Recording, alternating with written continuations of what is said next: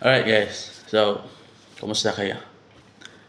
Alright, so this video, gusto ko lang i-kwento sa inyo kasi last week lang, nagpunta kami sa Batangas with my team. Is enough founders, no? Pinuntahan namin yung isang project ng City State doon, which is the Sandari Calatagan. No, nagpunta kami doon. Tinignan namin yung project, yung progress ng project. And yeah, nung nandun na kami, talagang nostalgic yung nararamdaman ko nung nagpunta ako dun sa Sandari, Calatagan. So bakit ko nasabi nostalgic? So as you can see guys, I grew up sa bukid, no? Yung tinitirahan talaga namin talagang bukid. Wala kami doon. Wala kami doon kuryente. So mga tao doon sa amin, 7 p.m. ng gabi tulog na. Right? So, ganun ka tahimik doon. So, doon ako lumaki. So, talagang sanay ako ng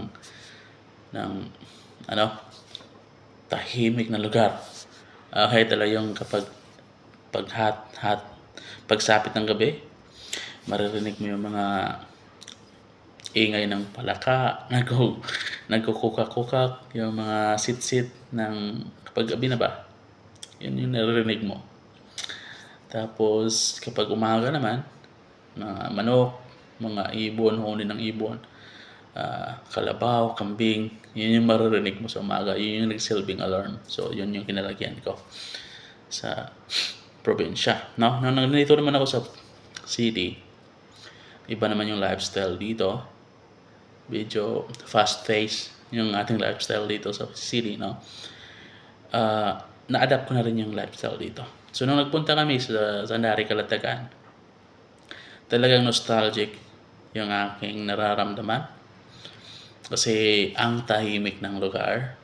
Okay? Tahimik siya. Talagang province yung mararamdaman mo, no? Maraming puno. Tapos, tabi pa ng dagat. Yan yung nagustuhan ko talaga nung nagpunta kami doon.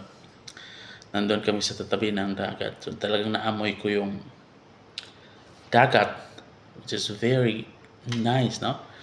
Ang sarap sa pakiramdam na amoy yung dagat, no? Tapos narinig yung mga alon, yung hangin. Sabi ko, this is life. I feel alive again, no? Baka buhayan ulit ako ba? Sabi ko, ang ganda ng property to. So, sabi ko, ang sarap nitong gawing bakasyonan or kapag gusto mo mag-isa, gusto mo lang mag-muni-muni, mag-isip-isip, mag-emote, magpunta ka lang doon sa tabi ng dagat, no? Sabi ko, ang ganda ng property to. Ang ganda ng naisip ng city state na gawin. So, yeah. Yun yung talagang nararamdaman ko nung nagpunta kami doon. Siguro, if you're someone na mahilig din sa mga beaches, no?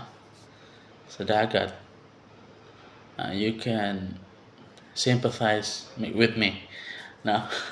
Alam ko, naintindihan nyo, nararamdaman ko nung panahon yun. So yeah, it's good investment if in my opinion, good investment. By the way, yung binibenta lang nila ngayon is yung lupa lang. No? If gusto mong patayuan ng bahay, they have the design already made na design. Yun yung gagayahin mo. You can change the interior of the house, but the facade, it must be the same doon sa design ng city state. So, yan yung kalakaran nila. So, kung gusto mong invest ngayon, lupa lang yung binibili mo. No? Tapos, ikaw na magpapatayo ng bahay. Alright? So, yeah. If you have questions about this project, Sandari Calatagan, you can contact East Inham Founders. We are accredited broker of that property. So, I'm sure they can help you with all your concerns about this property. Okay? So, yeah. I just feel happy na nakapunta ako doon sa lugar na yon. And I think babalik ulit ako doon.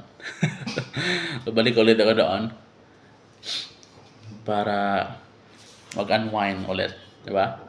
Kasi ang ganda talaga ng lugar, guys. I promise you. Hindi kayo magsisisi kapag nagpunta kayo doon. Alright? Yan lang. Thank you for watching. And God bless. Merry Christmas sa ating lahat.